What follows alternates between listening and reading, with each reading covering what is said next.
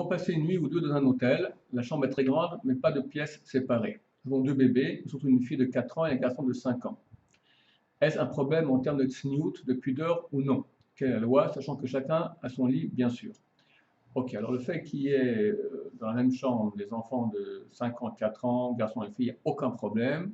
Même dans le même lit, ce n'est pas un problème. Beaucoup de gens n'ont pas beaucoup d'argent et encore moins la génération passée, ils dormaient dans le même lit. Tant que c'est des enfants, ce n'est pas un problème. Si votre question elle est au niveau de la relation intime, j'en profite pour expliquer un peu quelles sont les lois de pudeur concernant un couple qui veut être en relation intime.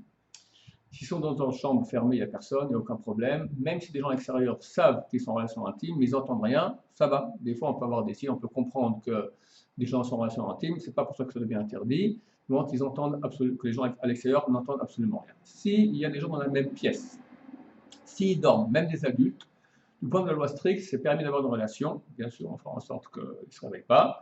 Et le Mishabura recommande beaucoup, et toute personne censée comprendre aussi que c'est recommandé de mettre un paravent entre la personne qui dort et le couple qui veut avoir une relation intime. Si ce sont des enfants, du point de vue de la loi stricte, si l'enfant n'est pas encore capable de parler, c'est-à-dire de raconter ce qu'il a vu, même s'il est réveillé, on peut avoir une relation intime en face de lui. S'il est endormi, vu que même un adulte ça va, donc il n'y a aucun problème, s'il est réveillé, il faut qu'il soit incapable de parler pour raconter ce qu'il a vu. Il y aura néanmoins une midad chassidut, une grande mesure de piété, de ne pas le faire, même si le petit enfant ne peut pas parler, tant qu'il n'est pas endormi. Il faudra attendre qu'il soit endormi. Le Talmud parle de grands sages comme Abaye et Rava qui n'avaient pas de relation avec leur femme, même devant des animaux, des mouches ou des souris qu'il y avait dans la maison. À l'époque, il y avait des souris à la maison.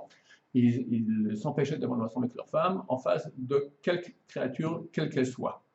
Mais c'est une grande mesure de piété. Donc, du point de vue de la loi stricte, si l'enfant ne sait pas encore parler, ne pourra pas raconter ce qu'il a vu, même quand il est réveillé, normalement, on préfère le faire que s'il est complètement endormi. Si on voit qu'on ne se retient pas et qu'il y a un risque de semence en vain, dans ce cas-là, même s'il est réveillé, tant qu'il ne peut pas raconter ce qu'il a vu, alors on peut avoir une relation intime en face de lui. Que nous aide à vivre en tignout, en pudeur. Amen.